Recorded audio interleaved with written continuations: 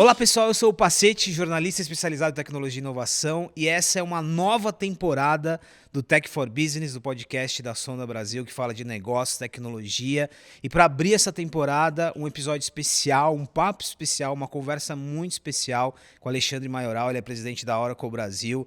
O Alexandre, eu não vou dizer que eu encontro ele por aí, mas eu escrevo e falo muito de assuntos que estão relacionados a ele e a Oracle, mas agora a gente se encontrou aqui, finalmente. Obrigado pela presença, bem-vindo ao Tech for Business. Já tinha um tempo que eu queria falar com você, independentemente de ser aqui ou não, mas muito obrigado, querido. Não, obrigado a você, Pacete. Desculpa os encontros que a gente teve, mas vai ser especial aqui o bate-papo, que a gente vai conversar de um monte de coisa legal e interessante aqui. Sem dúvida. Tá perdoado, eu acho que a agenda de presidente ela deve ser complicada, né? Pouquinho. Querido, muito obrigado, de fato.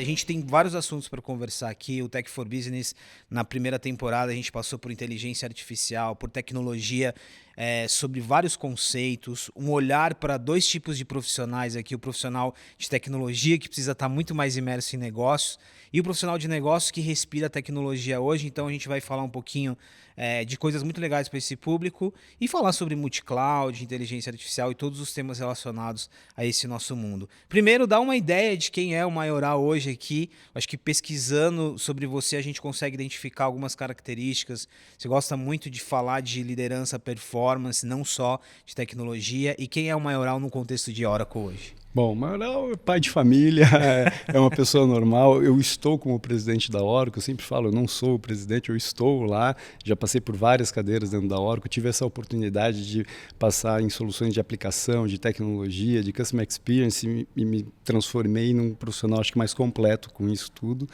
E dentro da Oracle, a gente fala, eu gosto muito de falar de liderança e gosto muito de falar de alta performance, porque a Oracle tem esse DNA.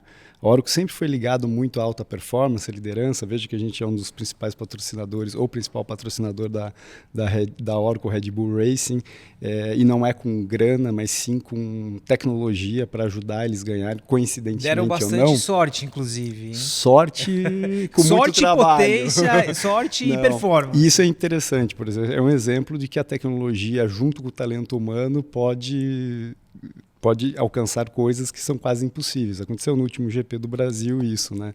Verstappen saindo de 17º e chegando em primeiro, porque a tecnologia, junto com o talento humano dele, conseguiu chegar. E por que eu gosto muito de falar de pessoas, liderança e alta performance? Porque, no fundo, tudo passa por pessoas, né? O meu time ali, Oracle, a nossa estrutura, o nosso ecossistema são pessoas, os clientes são pessoas, a tecnologia são construídas para transformar ou ajudar pessoas com algum tipo de problema ou com algum desafio de negócio, né? Então, por isso que eu gosto muito do tema, porque você vê muito eu falando sobre isso. Esse caso de Oracle com Red Bull, eu sempre gosto de usar porque é uma estratégia muito interessante até de desendurecer um pouquinho a conversa de tecnologia. Isso. Eu acho que é um caso que leva um pouco a marca, a empresa para um público mais amplo. Eu sempre menciono como um case interessante. E é um desafio para a Oracle, por quê? Porque a Oracle, diferente dos outros players de mercado de tecnologia, ela nasceu do B2B. Ela é uma empresa que foi feita para negócio. Quando eu pego um Google, uma Amazon, uma Microsoft, está no dia a dia das pessoas como pessoa física, né? A Oracle nunca esteve. Eu faço sempre a brincadeira que na primeira onda que teve a história que a Oracle iria comprar o TikTok, não sei se você lembra, não essa última, que é a primeira. Eu tenho uma filha que tem 17 já anos, mas na época ela tinha uns 13, 12, e as amiguinhas dela só se interessaram em saber o que era a Oracle quando souberam que a gente ia comprar o TikTok.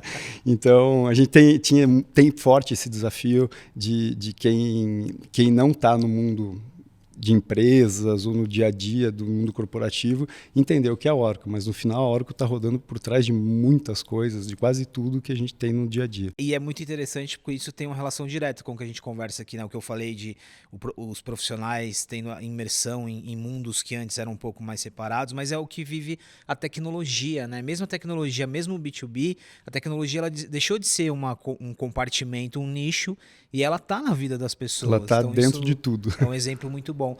Ao todo são quantos anos já de Oracle? 14 anos já. 14 Estou anos. fazendo 14 anos agora de Oracle. E passou por várias áreas. Profissionalmente, qual que é o desafio? Acho que tem um lado extremamente positivo aqui de conhecer o processo, de conhecer a cultura, mas o desafio de você de se atualizar, de entender o que está acontecendo fora também, de não se fechar na companhia.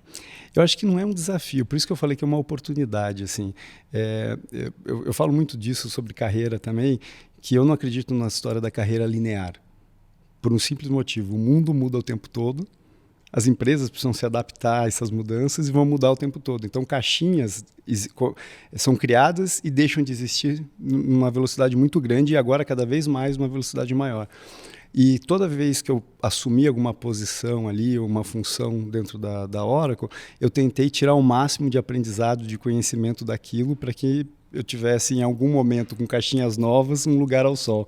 Então, para mim não era um desafio, mas sim uma oportunidade. Sempre encarei como uma oportunidade isso, entendeu? Ainda sobre esse assunto, Ale, por exemplo, quando você conversa com seus pares de outras empresas, Sim. a gente tem movimentos em que profissionais que já estão ali há algum tempo são promovidos a presidentes e casos que vem alguém de fora. Muda muito o fato de ser um presidente que está ali há 14 anos, que de certa forma é muito conhecido. As perspectivas são diferentes? É uma pergunta interessante, porque assim, conhecer a cultura, conhecer os processos facilita. Né? Eu fico imaginando eu saindo para assumir uma outra do zero, sem conhecer nada, eu vou ter um desafio, vou ter um gasto de energia maior para acelerar isso. Então, esse não era um problema para mim. O problema era conectar com pessoas, até porque quando eu assumi no meio da pandemia, então eu estava remoto, eu brinco que eu fui o único presidente na história da Oracle em qualquer lugar do mundo que assumiu de bermuda, porque eu estava no vídeo, né?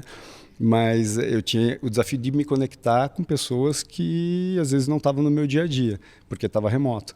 Mas eu não tive desafio de processo, entendeu? Então, eu acho que faz uma diferença você ter um tempo de companhia também para conhecer as características, o DNA, a cultura da companhia.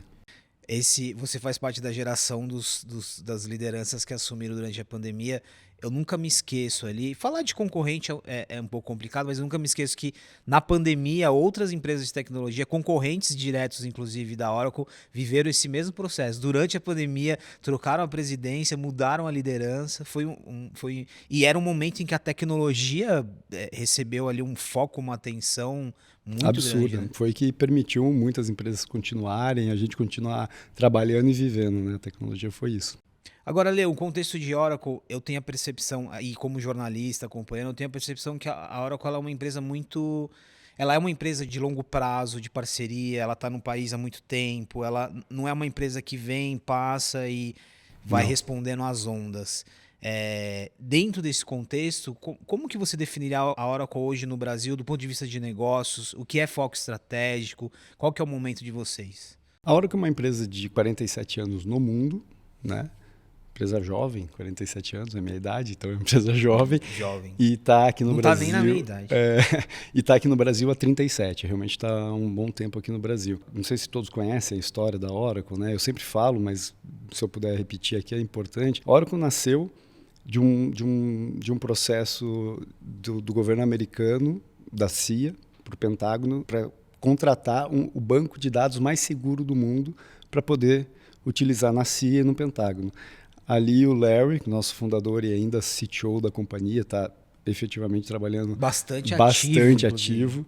A gente ganhou essa concorrência por isso. Então a gente nasceu de dado e de segurança.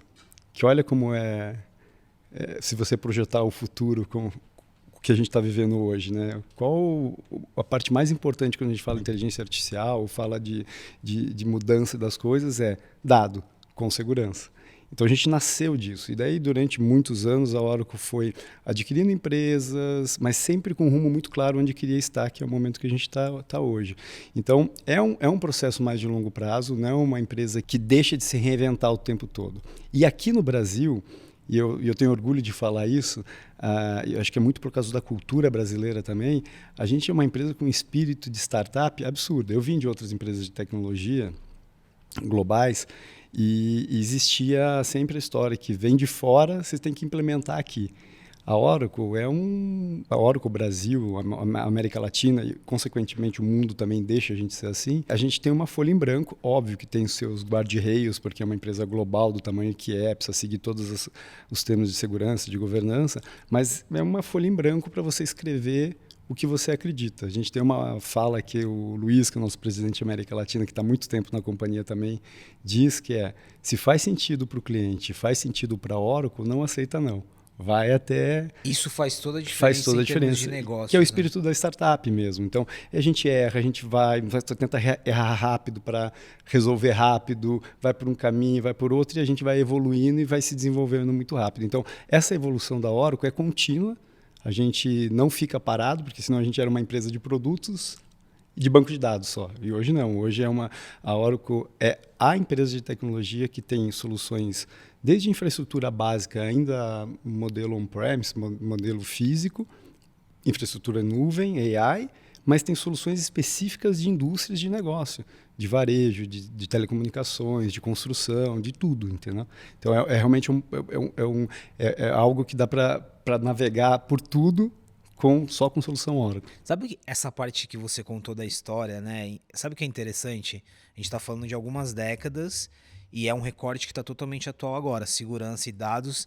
E tem também um lado positivo dessa conversa, que é a presença do governo, independentemente do governo, eu estou falando de governo como uma instituição de gestão aqui, na tecnologia. Ou seja, segurança, cibersegurança, velocidade para responder aos desafios que a gente tem hoje virou uma questão de eficiência, virou uma questão de Estado, uma questão de política pública. É exatamente isso. E a gente está tendo muitas... A Oracle, no Brasil, há muito tempo, sempre esteve presente no governo, no Ministério da Justiça, em tudo. Tudo a Oracle está presente, muito forte. E a gente vê essa evolução também e a preocupação de ser mais eficiente, de ser mais produtivo e trazer uma experiência para o cidadão melhor. Existe um movimento muito forte nos últimos anos para isso e a gente vê movimentos que inclusive a gente está envolvido, que está acontecendo isso. Deixa eu pegar agora um pouquinho, espelhar um pouco o portfólio de vocês para falar de alguns temas que estão na agenda aí do CTO, do CIO, desse C-level de tecnologia, que a gente até já falou bastante aqui.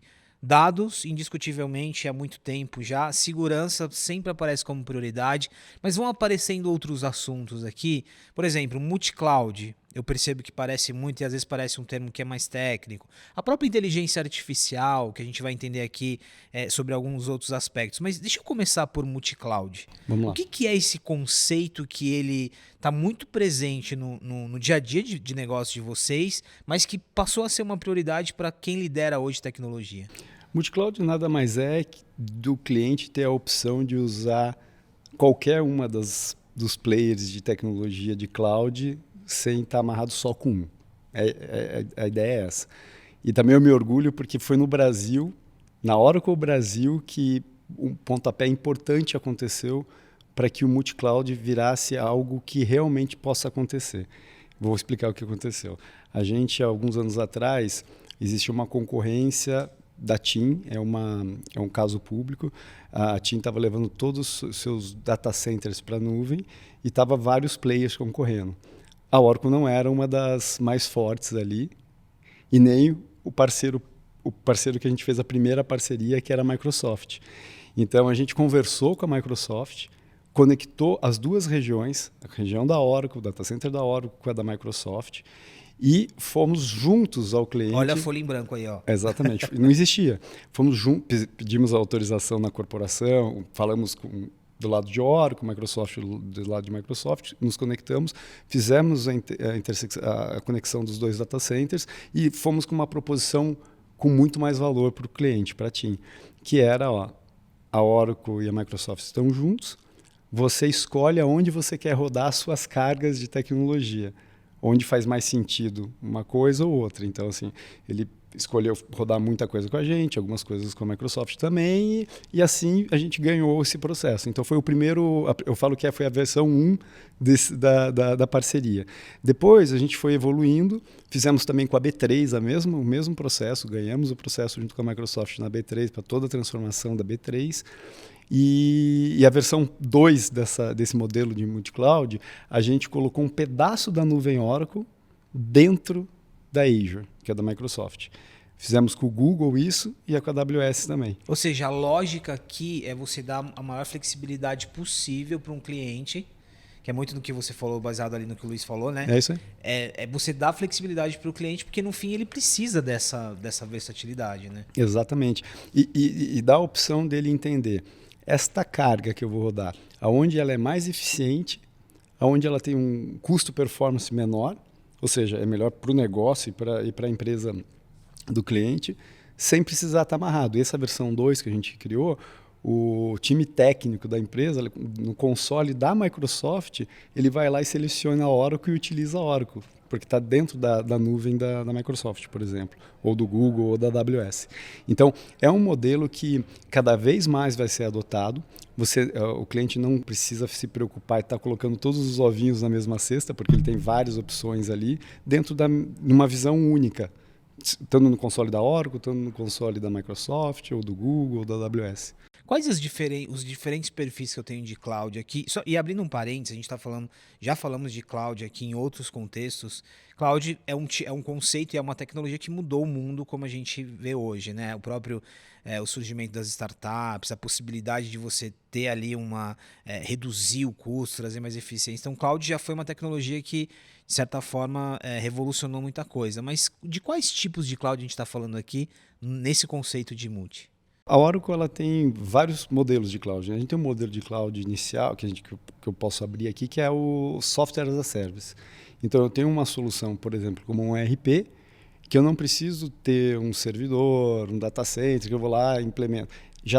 Você compra como serviço. Eu brinco que você liga na tomada, sai funcionando. Você não se preocupa em atualizar, em melhorar o hardware daquilo para ter mais performance. Esse é o SaaS. Então, esse é um dos clouds que a gente tem. E o cloud de infraestrutura, que fala muito com a história de multi-cloud que a gente estava conversando agora, o da infraestrutura, a Oracle ela tem alguns modelos de cloud de infraestrutura. Eu entendo que é a única empresa de tecnologia que tem todos esses modelos. A gente tem a nuvem pública, que é a mais conhecida de todo mundo, ou seja, eu tenho duas regiões aqui no Brasil de nuvem pública, a Microsoft tem duas, um monte de outros players têm as regiões aqui, e eles vão lá e escolhem e utilizam ali. Tem um outro modelo de nuvem pública que a gente chama de at customer, que eu coloco um pedaço da nuvem dentro da casa do cliente. Ah, mas para que isso? Às vezes por uma aplicação que está rodando próximo ali por causa de latência, por legislações, por segurança, algumas coisas acontecem, então a gente tem esse modelo que a gente coloca a cloud dentro do cliente. A gente tem um modelo que eu construo uma região dedicada ao cliente, que a gente chama de GRCC, que é uma região mesmo, é o que a gente fechou com a DataPrev agora, que é a primeira nuvem soberana do país, do Brasil, onde a gente tem duas regiões, uma no Rio, uma em São Paulo, onde que eu recheio os data centers da DataPrev com tecnologia Oracle. E está dentro do país, ou seja, toda a história de segurança de dados, de não estar saindo do país ou se desligar uma conexão com outra região do mundo, eu continuo tendo os dados aqui. Eu tenho um modelo que eu consigo fazer parcerias com grandes empresas de finanças, de várias indústrias diferentes, finanças, telcos, que eu coloco uma região Oracle como um white label, ou seja, o cliente pode criar a própria nuvem e vender para o mercado essa nuvem. A gente tem um modelo do Ruben Edge, que é uma caixa que foi desenvolvido para o exército americano. É uma caixa que é uma nuvem, uma caixa que pesa mais ou menos 13, 15 quilos, toda blindada, que eu consigo colocar em regiões remotas, como a parte nas regiões de agricultura, que são muito remotas, com pouca infraestrutura, em minas, locais de mineração que tem pouca infraestrutura e é um ambiente hostil. Então a gente tem vários desses modelos e todos são nuvens. Voltando à página em branco, eu acho que muitas das coisas que você disse aqui, óbvio que você traz ali de um alinhamento global, mas muita coisa aqui está relacionada à página em branco, né? Nesse sentido, o Brasil ele é um grande consumidor de tecnologia, tem várias complexidades legais, jurídicas, fiscais. O quanto que o Brasil já serviu de referência para trazer talvez um modelo que foi feito aqui, uma dinâmica feita aqui quando a gente fala de cloud, serviu de inspiração para outros mercados? Isso aconteceu muito já? O multi-cloud que eu falei que foi esse modelo que a gente fez com a TIM, Foi um dos exemplos que eu falo que é orgulho, porque a gente fez a IPO desse negócio, porque a gente criou aqui, depois as outras regiões do mundo começaram, em conjunto com qualquer um play, Microsoft, Google, começaram a fazer isso também. Então, esse é algo que realmente nasceu aqui. Mas eu falei no início da história da cultura brasileira de inovação, de fazer diferente, e isso eu vejo acontecer o tempo todo. Assim, para você ter noção, na América Latina, eu não posso falar os números quebrados por país, né, para o Brasil, mas a América Latina foi a região dentro do mundo Oracle que pivotou o modelo de mundo de produto que a gente tinha para o mundo de serviço, ou seja, mundo de vender um produto para vender uma infraestrutura na nuvem, um SaaS, entendeu? Foi a primeira região no mundo que fez pivotou o modelo. E muito puxado pelo Brasil, que é a maior região da América Latina para a Oracle aqui, né? Alguma indústria, um segmento específico que ele te demanda muito mais customização, experimento? Você foi mencionando ali, né, finanças, falou um pouquinho de agro. Tem segmentos hoje que eles demandam muita customização, projetos muito específicos. Eu acho que o governo que você já mencionou também é um caso, mas dá para destacar algum? Eu acho que tem indústrias que são, não que são dependentes, mas elas são a tecnologia. Telecomunicações é tecnologia, finanças é tecnologia, o governo está se transformando em tecnologia. Eu acho que o mundo está mudando muito isso, né? A história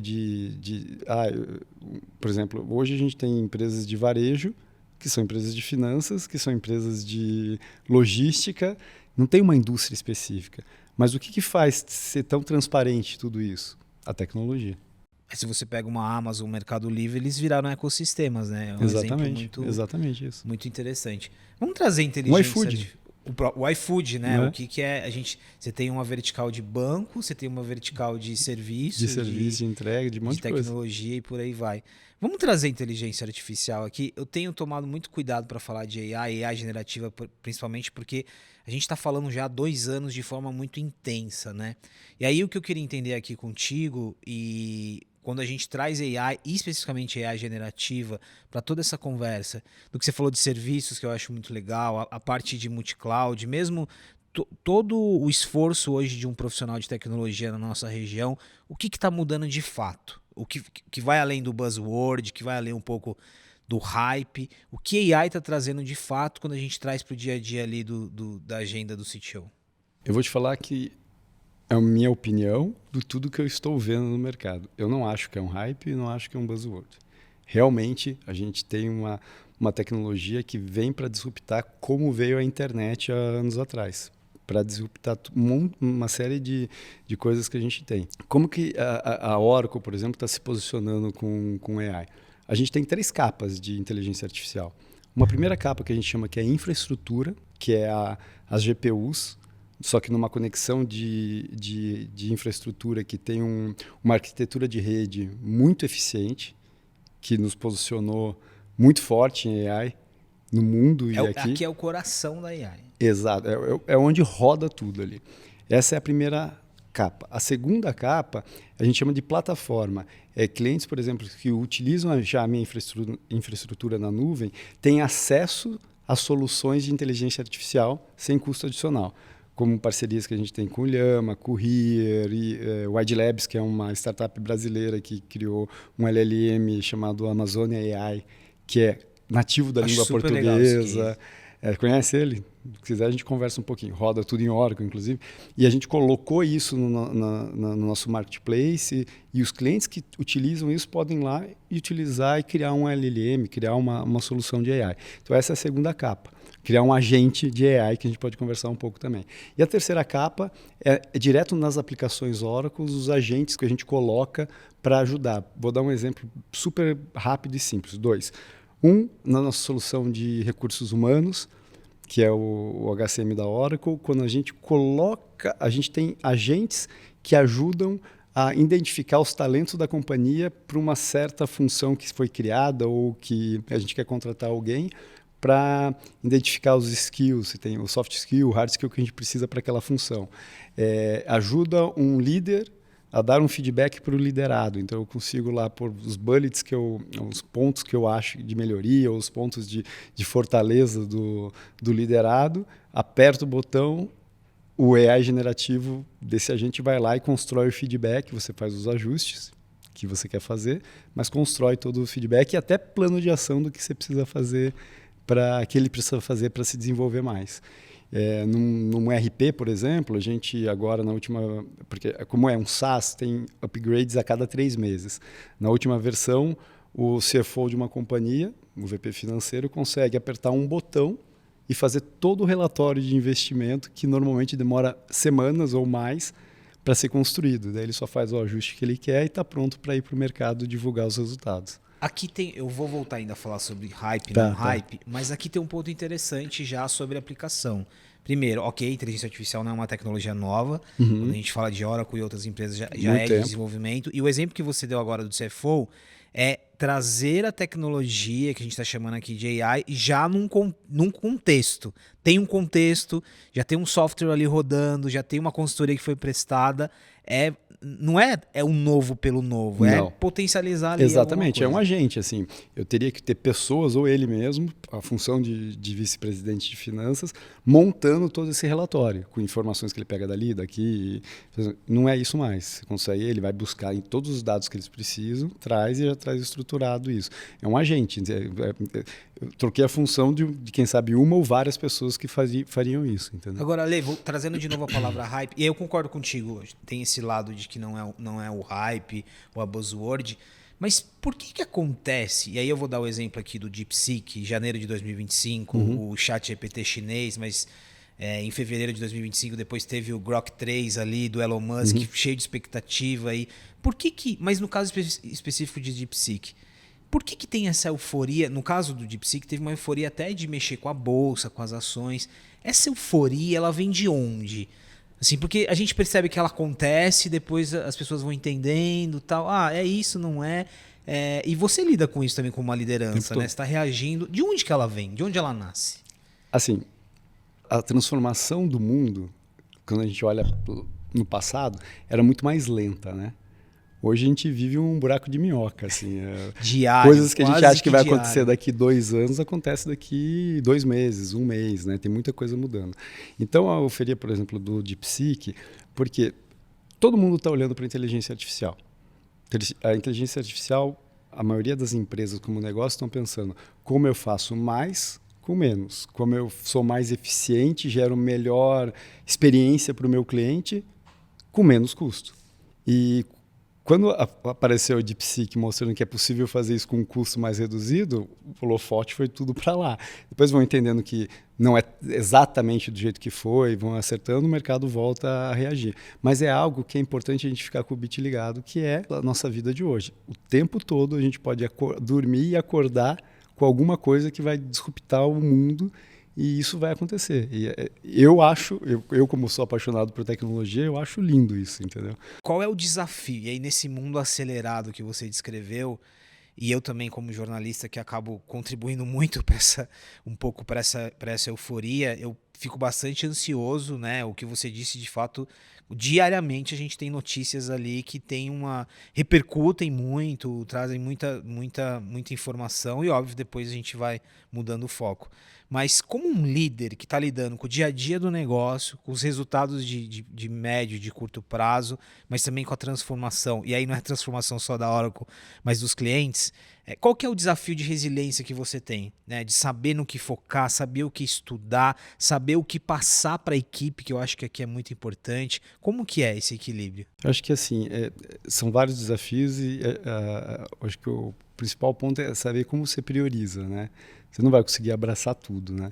Então, por exemplo, o que eu faço no meu dia a dia, eu estou priorizando coisas que eu sei que são extremamente relevantes e estou tentando criar replicadores de coisas que eu preciso fazer no dia a dia. Por que isso? Porque está claro para mim, eu acho que para muitos executivos de companhia que não são de tecnologia, que são executivos de N indústrias diferentes, que se a gente não estiver pensando no qual o próximo sinal, qual o próximo passo que vem pela frente do mercado, dos negócios, daquela indústria específica, vai cair na irrelevância. Então, tá ligado com isso e tá se preparando e tá entendendo os sinais que estão acontecendo ao redor do mundo para se preparar para isso, é o grande desafio.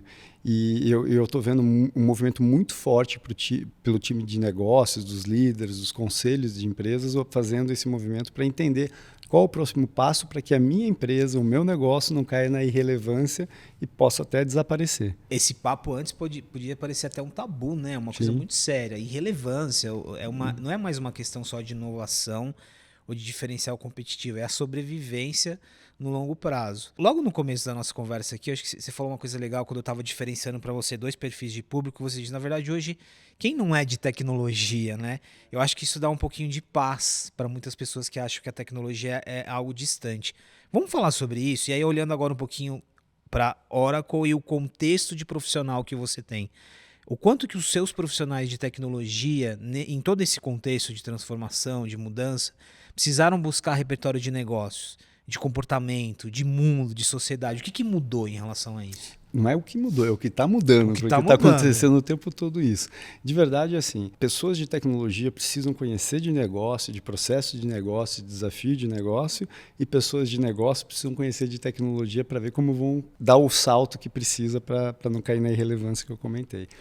Então, no nosso dia a dia, a gente está muito nessa avaliação e educação, porque principalmente para um profissional de tecnologia, conhecer só a tecnologia e não conseguir aplicar aquilo, como vai melhorar um processo de negócio, como vai melhorar uma experiência de um cliente, não tem impacto nenhum. E isso é um grande desafio hoje dos CIOs, dos CTOs de várias companhias, de entender isso, que eles precisam estar ligados no que realmente impacta o negócio, não ser a tecnologia que está por trás, que tá tudo bem se ninguém lembrar de mim, entendeu? Mais ou menos assim, eu desenvolvi, eu entrego, mas se antes terminava no entregar, agora só começa no entregar. Só começa no entregar. E o entrega tem que ser algo que faça sentido para o negócio, né? Então não é algo, o negócio me pediu. Teoricamente, e muitas empresas já estão vivendo isso, a tecnologia vem provocar o que eles conseguem fazer diferente no negócio para ser mais eficiente, para gerar novas receitas dentro da companhia, para ser vencedor naquela indústria. Então, a tecnologia, as empresas que têm esse time que já entendeu isso e está sentado junto com o C-Level, CEOs da companhia para transformar, é onde a gente acredita que vão ser os que vão estar no futuro como existência, inclusive. Agora, um outro desafio. O profissional de negócio, de finança, de marketing, que já teve o seu dia a dia mudado pela tecnologia, mas talvez ainda está tentando entender qual que é o desafio aqui. Isso passa um pouco também por treinamento. Às vezes a gente percebe muita dúvida. Como que eu treino minha equipe em relação à tecnologia? Ah, tá bom, AI generativa. Eu treino para quê?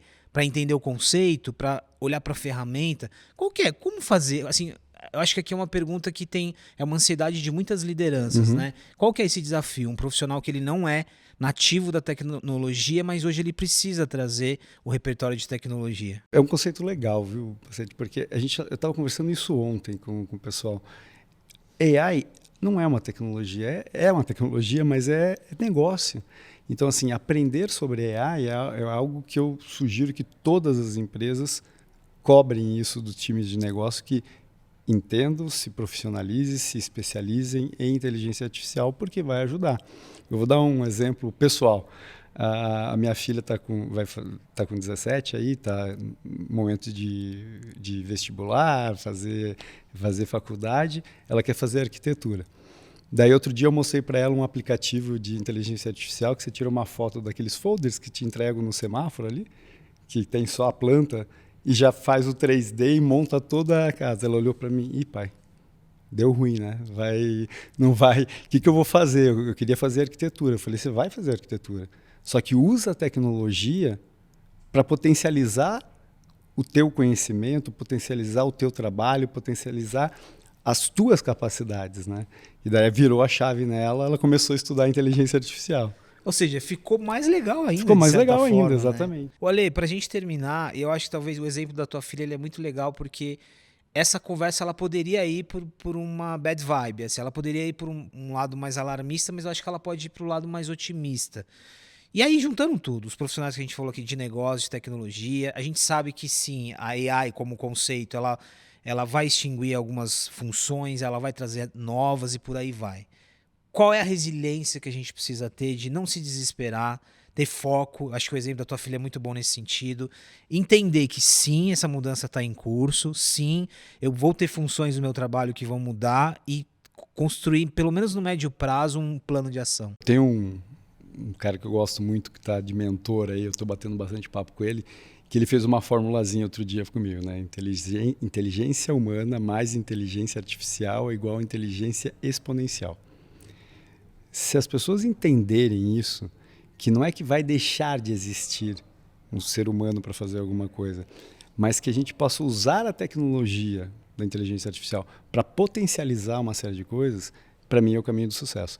Então, você comentou de muitas empresas como fazer isso. Eu acho que tem um processo, primeiro, de entendimento do nível e do que conhecem as pessoas, porque não adianta ir lá e fazer um treinamento de AI passando uma régua na empresa inteira, achando que tem gente que não conhece nada ou tem gente que conhece muito. Então, precisa categorizar qual o tipo de conhecimento que tem e, em cima disso, montar uma trilha de educação para que tenha esse investimento agora para que a gente possa colher frutos importantes num futuro muito próximo. Sabe que várias empresas já fizeram isso, eu já falei desse exemplo aqui, mas o Itaú ele fez isso de uma forma muito interessante. Assim, eu conversei com o Milton, isso veio muito do CEO, olha que interessante também de onde veio, mas o Itaú ele dividiu um pouco, olhou para as áreas na perspectiva que você está falando, entendeu o nível ali. Tá bom, então como que eu vou trazer letramento de AI generativa para o meu jurídico, para o marketing e por aí vai. E AI como um todo, que a gente fala muito do AI generativo, né? A própria, você comentou bem, assim, inteligência artificial existe há muitos anos, através de uma machine learning. A gente, há 5, 6 anos atrás, lançou o banco de dados autônomos. Eu me lembro que foi um zoom. O que vai acontecer na carreira do DBA, né? Que é o técnico que mexe no banco de dados. E é desesperador, o pessoal achando que ia acabar com a carreira, que não ia ter mais a função, DBAs desesperados. E na época a gente falou, não, o DBA vai se transformar num cientista de dados. E que hoje um cientista de dados com inteligência artificial tem uma função e uma responsabilidade e um impacto para a companhia muito maior do que um DBA que ficava ali fazendo ajuste ou fazendo upgrade em cima do banco de dados, né? Acho que o mais importante aqui é não fugir do assunto, né? Eu sempre faço esse autoexercício, mesmo como um jornalista, produtor de conteúdo, enfim, não importa a nomenclatura, o que hoje eu faço que já pode ser automatizado, o que já pode ser potencializado, aquilo que eu vou deixar de fazer, o que eu faço e tento automatizar e não dá certo. Eu acho que ter isso em mente. Eu acho que a liderança e as pessoas, as empresas entenderem como ressignifica o que a gente faz. Entendeu? Não é que vai deixar de existir, mas como eu ressignifico alguma função que eu possa trazer mais, fazer mais usando essa tecnologia. Muito bom. Alexandre Maioral, presidente da Oracle Brasil, inaugura aqui essa nossa segunda temporada que acho que você deu um pouco do tom aqui do nosso papo esse ano, né, nessa temporada. Tecnologia, mas muito olhar para a liderança, resiliência e o mundo em transformação cada vez mais ebulição, acelerada. eu diria. Em ebulição, acho que nem dá para falar mais em transformação. Exatamente. Né? Muito obrigado, Ale. Obrigado você, obrigado pelo convite. Espero que tenha ajudado com algumas informações aqui para todo mundo. O ponto que eu falo aí para todos, estou conversando com muitos clientes, você comentou que a grande liderança já enxergou isso e está se educando. Pelo menos sair do que eu chamo de ignorância absoluta, que é eu sei que eu não sei.